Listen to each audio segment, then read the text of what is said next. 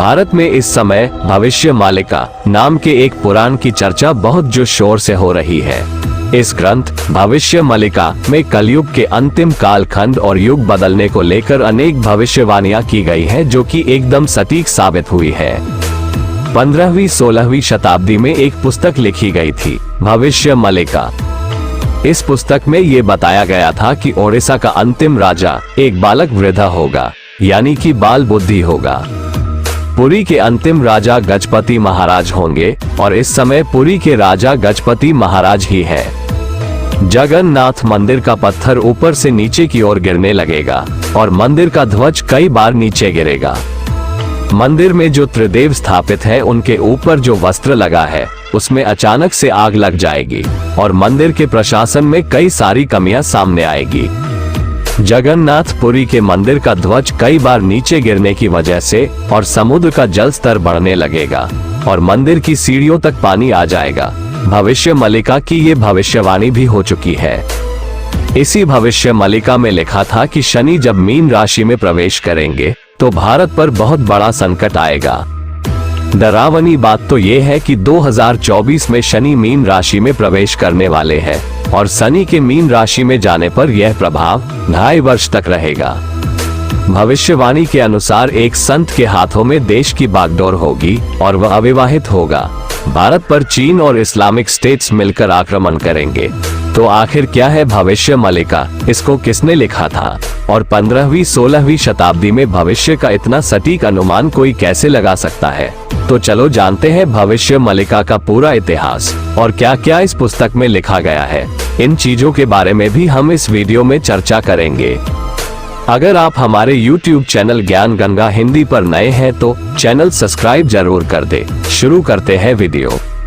भविष्य मालिका एक पुस्तक का नाम है जिसमें भविष्य में होने वाली घटनाओं के बारे में लिखा गया है।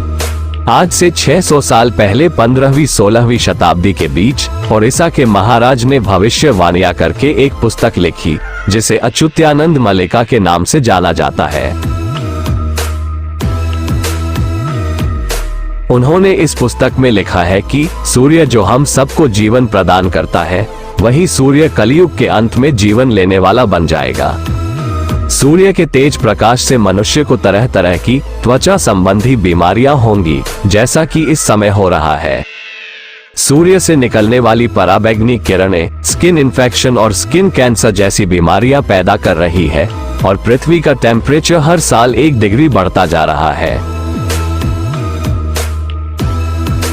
जिस समय भविष्य मालिका लिखी गई थी उस समय भक्ति काल का दौर चल रहा था और उस समय इन चीजों के बारे में कोई सोच भी नहीं सकता था। उन्होंने लिखा कि कलयुग के अंत में लोग भगवान को भूलने लगेंगे और पूजा अर्चना बंद कर देंगे। लोग मानवता को भूल जाएंगे, धर्म पर चल रहे लोगों को परेशान किया जाएगा। पाखंडी लोग संत बनेंगे और ये लोग ईश्वर के प्रति लोगों को बहकाने का काम करेंगे। महिला और पुरुष बिना किसी शर्म के अश्लील काम में लिप्त हो जाएंगे। एक स्त्री दूसरी स्त्री के साथ और एक पुरुष दूसरे पुरुष के साथ संबंध स्थापित करेगा। इस प्रकार के अप्राकृतिक संबंधों को समाज मान्यता भी देगा। उस समय कोई सोच भी नहीं सकता था कि आने वाले समय में ऐसा कुछ होगा। इस पुस्तक में स्पष्ट तौर पर लिखा गया था कि आने वाले समय में बिना विवाह के कम उम्र में ही बच्चे पैदा होने लगेंगे, जिसे आज का समाज लिविंग रिलेशनशिप का नाम देता है। भविष्य में लिखा हुआ था कि आगे आने वाले समय में मौसम अपरिवर्तित रूप से बदलने लगेगा और मानव द्वारा की गई गलतियों की सजा इस पूरी प्रकृति को भुगतना पड़ेगा।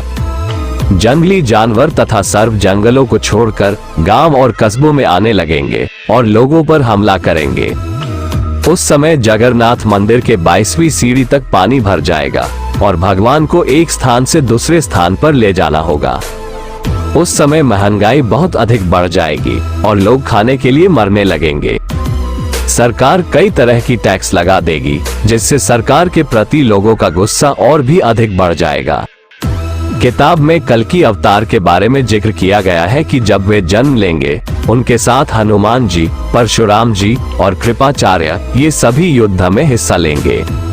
अमेरिका, चाइना, रशिया की स्थिति क्या होगी, भारत का अंतिम राजा कौन होगा और कैसा होगा, इन सभी चीजों के बारे में इस पुस्तक में बताया गया है।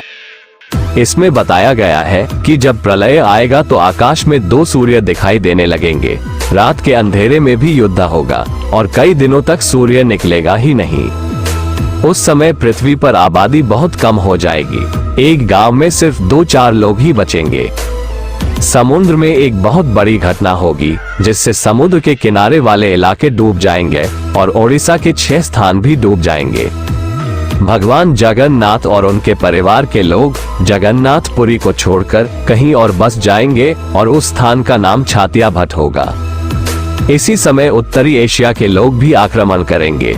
ये युद्ध काफी समय तक चलेगा। इसकी शुरुआत 2024 में एक बहुत बड़ी क्रांति से होगी।